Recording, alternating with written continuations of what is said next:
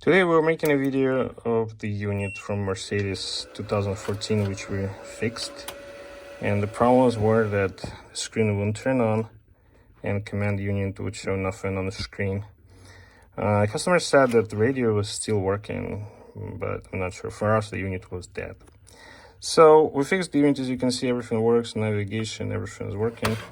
That's the part number 204900914 NTG 4.7. I think they were from the end of 2012 or 2015. After that, they switched to 5S1. This is high unit, which means it contains CD changer and navigation, because they're basic units as well.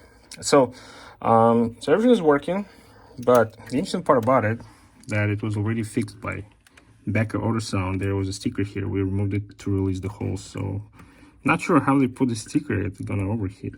So this is our sticker because we actually fixed it. So the story is, you can see it's Becker. It was fixed in June. Fixed. So funniest part is that they charged him $900 or $990, and it took them 2 months. They kept the unit. They said everything is fixed. He put it back in the car. Symptoms exactly the same, and they said, "Oh, you know what? You need to take it to the dealer so they can reprogram it." I'm like, okay. He took it to the dealer, and the dealer, of course, couldn't do anything because the unit is dead.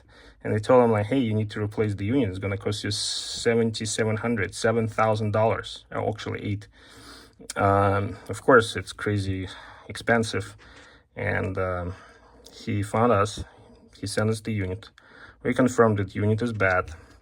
We fixed it, and everything is good. So the question is, how come Becker Autosound charged the person for doing nothing? We opened the unit, nothing was touched inside. I mean, if you don't know how to fix them, if you know what you're doing, why are you even charging people? That's the question.